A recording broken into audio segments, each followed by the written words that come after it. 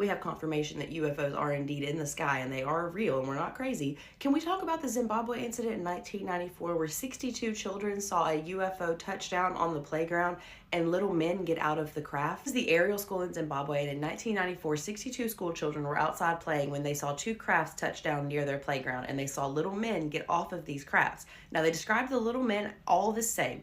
Large heads, dark black eyes, slender bodies with tight-fitting uniforms. And then here, look. Staff at the school had all the children draw out what they had seen on the playground that day, and all the children drew very similar pictures.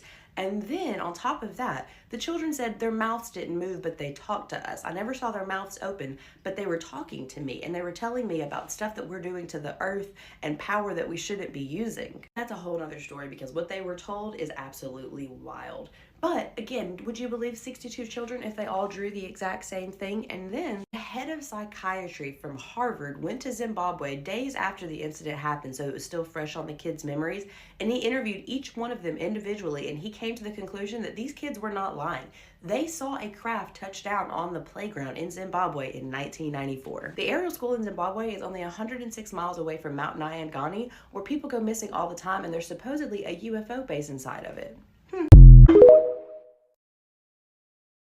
So look, I need to tell you what those aliens told those kids in Zimbabwe when they touched down on the playground in 1994. But first, to do that, we need to pay our respects to Miss Emily Trim. She was one of those children on the playground back in 1994, and she recently passed away from a battle with cancer. She was an artist, and she created some dope-ass paintings that we're going to look at in 1 minute. But the UFO encounter impacted her entire life. She spoke at several conferences and became a UFO advocate and helped many people on their path finding the truth. What did she see that day that impacted her so much to paint stuff like this? Emily and the other students all said that the beings had very large dark eyes that almost drew you into eye contact, and once you were looking at them, it was almost these telepathic messages coming through, and it was an overwhelming feeling that we needed to save the environment. The student said that it was an overwhelming feeling that we needed clean air, beautiful trees, beautiful plants, and clean soil to thrive and live on this planet, and we were ruining it. Overall, the message that these beings wanted to communicate to these children in Zimbabwe was that the people on Earth were not taking care of the Earth. We were destroying it with certain powers. Now, what were those powers?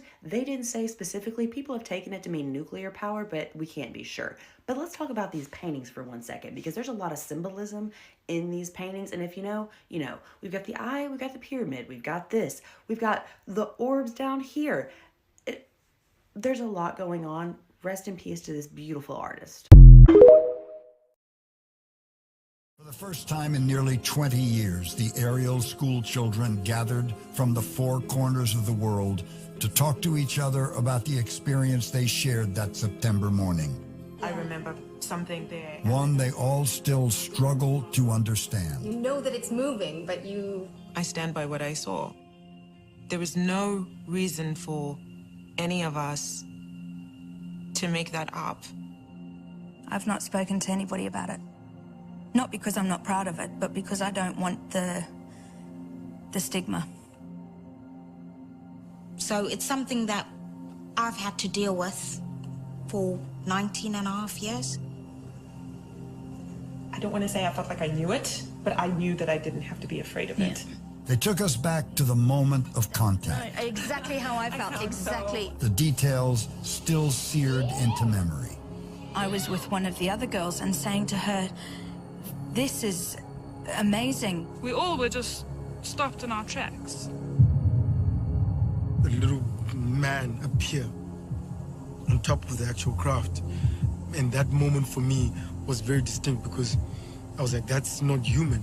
I was just completely engulfed in these eyes. The eyes, and in that moment, however long it was, because I have no idea of the time frame, it was mesmerizing. There was no talking. It's all just images in the head.